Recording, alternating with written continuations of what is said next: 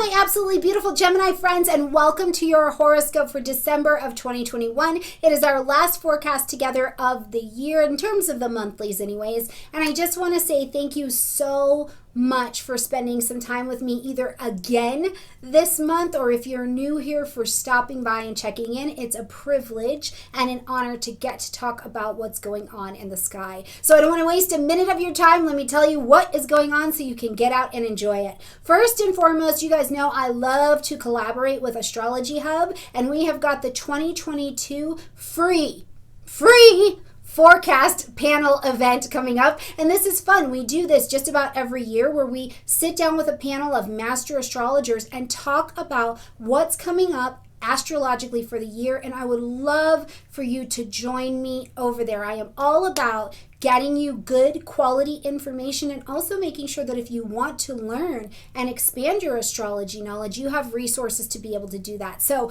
click in the description box down below and join me over there. And of course, our favorite friend Rick Levine will be there, Christopher Renstrom, many of the teachers from the YouTube Academy will be on board as well. All right, Gemini, let's get in here and talk about what's going on this month. First of all, we're going to have a full moon happening in your sign. We're going to have a solar eclipse happening in Sagittarius, so right across the street. Venus will step into retrograde. Jupiter will hopsy-dopsy up into Piscean energy, so there is plenty going on this month, and some of it is directly going to shine that moonlight right on you. So as you're listening to this forecast this month, I want you to listen, close your eyes, and just listen to what your insides are saying. What are your emotions saying as you're listening? And maybe jot down what pops and rises to the surface to you after you listen, okay? All right, so right at the beginning of the month, we're going to see on the 1st, Neptune's going to come out of retrograde in the energy of Pisces. Now, we'll get more in detail with that in the Pisces, Neptune retrograde and Pisces video I have. You can click up here or look in my playlist, okay? But on the 4th, we're going to see a new moon solar eclipse happening at 12 degrees of Sagittarius. So right across the street from you, okay? This will light up your 7th house space. Now, it's still the new moon, so you're going to plant your seeds of intention to begin something new, adventurous, optimistic, big around relationships in your life. So plant your seeds of intention. Now, I will say that I think by the time we get to the full moon in your sign at the in just a couple weeks, what we're going to see is whatever you're asking for in your relationships here to begin, to adjust, to allow information that comes to you, I think you get it pretty quickly as we get to that full moon, and then you have some space to make some decisions, okay? Now, as we get to the 13th, Mars is now going to move into the energy of Sagittarius. So we've just asked to begin something here, and Mars is showing up with the cape on, like, yeah, let's do it. Let's do relationships. Now, with Mars in Sagittarius, Gemini, one of the things in relationships is that, first of all, if there is a conversation that needs to be had, if some heat needs to be brought to the table, Mars is going to do it. Mars is inflammatory. It is not afraid to talk about, do about what needs to be done in relationships. But the other thing I would encourage you to think of with Mars here is you have energy to take action and create strategy about the ideals and the things that you would desire to have working in action in your relationships. So use Mars in this particular area. You know, do you need to get together with that business partner, or have a staff meeting, or talk to your loved one, or, you know, whatever. Use Mars in Sagittarius to get that done, okay?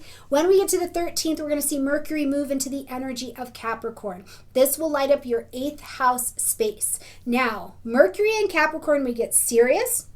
We get focused. Sometimes what can happen too, this is your ruling planet, and it wants to just be able to go and do as it does, but it's really constrained in the energy of Capricorn. So you can find that your conversation or your demeanor is really kind of cold or overly reserved. So just be mindful of that, to like maybe not shut people out if you don't need to. But Mercury in Capricorn is like, I want facts. Is this helping us achieve? We get really realistic about things that are going on, you know, and it's like, you know what, you can say that you want to do this. You can write that down in your journal that you want to do this. But if your pattern of action shows that you're not doing any of that, Mercury in Capricorn is going to be like, no, we have a pattern of not doing. and you're going to be able to see it quite clearly. But then on the other hand, if things are going well, you're moving your little trolley along, Mercury in Capricorn is also going to see that. So just know that this is a great planning energy, okay? Especially around joint resources, taxes, wills, astrology, also very good in that time as well, okay?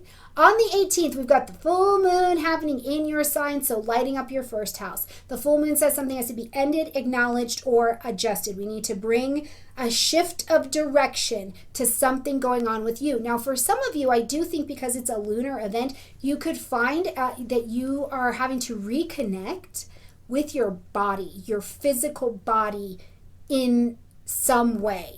You know, it's the end of the year. Have you been eating a little bit, or is it the end of the year into the calendar year and you're feeling like there's an emotional event that's happened that has changed a regulation in your body in some way? Please let me know in the comment section down below if that's you. You know, but there's also a space for a change of direction of conversation at this time that I think is really quite beneficial. On the 19th, we're going to see Venus go retrograde in that energy of Capricorn, where Mercury has showed up, started to bring some realism to the table. Now Venus retrograde in Capricorn, you are again re-looking at relationships. You're looking at financial relationships, and do these help me, help us, help this collaboration achieve? I do think that Venus retrograde in your 8th house also will make you come to the table with questions and answers about your interdependence with other people as opposed to your codependence. There is this element of the 8th house that wants to be free and have an independence and a self-sufficiency. So if that is something that is coming up for you and you're reevaluating the structure of money or the structure of joint collaborative nature or intimacy in your life, Venus retrograde is going to serve you very well through this travel all the way until January 29th.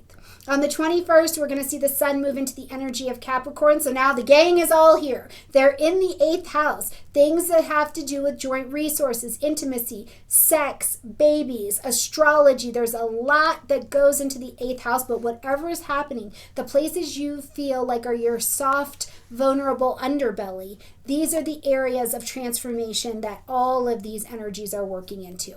On the 24th, we're going to see the last Saturn-Uranus square hit for 2021. Now, we saw it in February, we saw it in June, and here we are again. So in these areas where you have been wanting to expand, you've been wanting to have your individualism, you've been wanting to have some freedom and things like that on your table, you will feel the intensity of that square again. But hopefully throughout these different hits, you've been able to take some steps, take some actions, you know, where you're like, I do not wish to conform to this line of thinking anymore. Here's where I need to go next to be my best self, but also have that best self give back to the whole. What has made you feel free? What has given you a different place to look to do something different, Gemini, and it's forced you to understand your value in a different way. So we'll experience that energy again here on the 24th. Now on the 28th, we're going to see Jupiter move into the energy of Pisces. Neptune is already over here, and as Jupiter travels through Pisces, it'll be here until May of 2022, and then we'll see it move into Aries for a while and it'll come back into Pisces. But you've already gotten a hint of where in your career life, in business, in your title, in stepping up in the circle of life, you know, because maybe it's your turn to be the boss or the mom or the dad or the, you know, the supervisor. Maybe it's your turn to take your seat. You got a hint of this between May and July of this year. So what happened at that time? What creeped into your awareness at that time? Because Jupiter will continue this expansion in this particular area. And for some of you, it can definitely be, yes, that you take work overseas or you expand your work by travel in some way, okay? Now on the 29th, as we're closing out this year, Mercury is going to enter into its pre-retrograde shadow time, getting ready for the retrograde January 14th. So between 10 degrees of Aquarius and 24 degrees of Capricorn. I want you to pay attention. What's happening there? And right here on the 29th, as Mercury is at that 24 degrees of Capricorn, what's starting to come to your attention that maybe needs a revision? Or what's coming to your thought process or your conversation or even your sleep and dream life? Because between 24 degrees of Capricorn and 10 degrees of Aquarius, this is right what you'll focus into during the retrograde that's coming in January. All right, my beautiful Gemini friends, it has been a real trip and a real treat to travel with you all year long. I hope to see you at the free forecast event. Click in the description, get signed up. I love you a ton. I'll be traveling with you every week, and then I can't wait to see you next year. Bye, Gemini.